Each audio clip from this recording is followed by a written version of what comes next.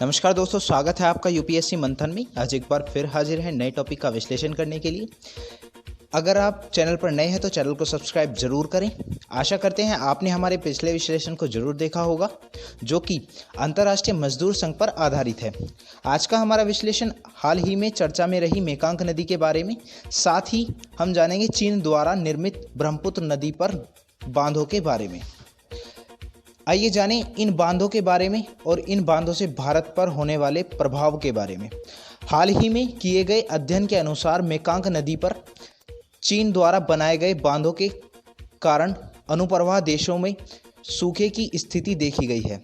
यह अध्ययन sustainable infrastructure partnership in Bangkok और लोअर मेकांग इनिशिएटिव द्वारा प्रकाशित किया गया था। इस अध्ययन में कहा गया है कि वर्ष 2012 में मेकांग नदी पर बनाए गए 6 बांधों के कारण नदी का प्रवाह प्रभावित हो सकता है तथा इससे अनुप्रस्थ क्षेत्रों में सूखे की स्थिति उत्पन्न हो सकती है। अध्ययन ने इस पर नवीन सवाल खड़े किए हैं कि क्या चीन में उत्पन्न होने वाली नदियां जैसे कि ब्रह्मपुत्र आदि पर बनाए गए बांध अनुप्रवाह क्षेत्रों के देशों में मेकांग नदी की तरह ही प्रभावित कर सकते हैं। आइए जानें मेकांग नदी क्या है और यह कहाँ बहती है। मेकांग नदी चीन से निकलकर म्यांमार, लाओस, कंबोडिया और वियतनाम तक बहती है। आइए जानें मेकांग नदी आयोग क्या है।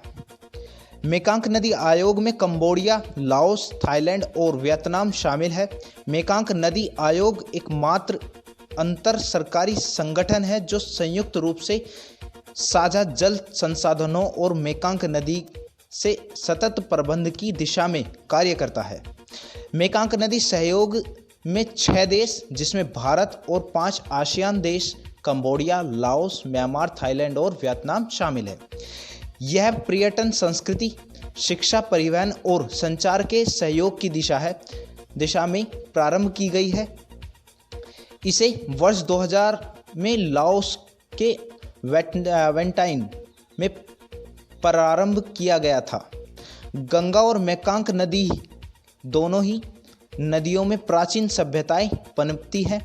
अतः मेकांग गंगा सहयोग पहल का उद्देश्य इन 2 प्रमुख नदी घाटियों में बसे लोगों के बीच संपर्कों की सुविधाजनक बताया गया है।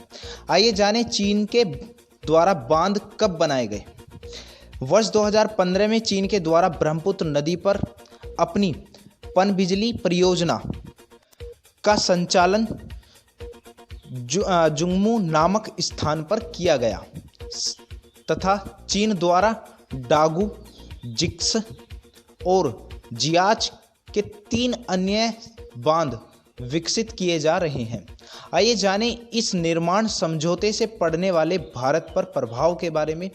जल विद्युत परियोजनाओं के कारण ब्रह्मपुत्र नदी में पानी की कमी होने से भारत के पूर्वोत्तर राज्यों में सूखे की स्थिति उत्पन्न हो सकती है। बांधों के निर्माण के पश्चात चीन यदि मानसून समय अतिरिक्त पानी छोड़ने से ब्रह्मपुत्र नदी के जल प्रवाह में वृद्धि होने से अनुप्रवाह क्षेत्रों में बाढ़ की स्थिति बन सकती है। यदि वो पानी ज़्यादा छोड़ देगा तो जल की स्थिति ज़्यादा बन सकती है भारत के क्षेत्र में।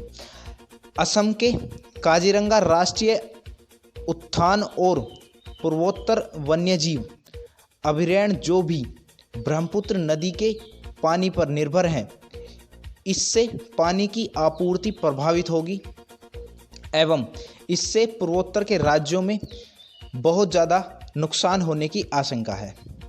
दोस्तों, अगर आपको हमारे द्वारा किया गया विश्लेषण अच्छा लगा हो तो लाइक और कमेंट जरूर करें। सब्सक्राइब करना न भूलें। Thank you for watching.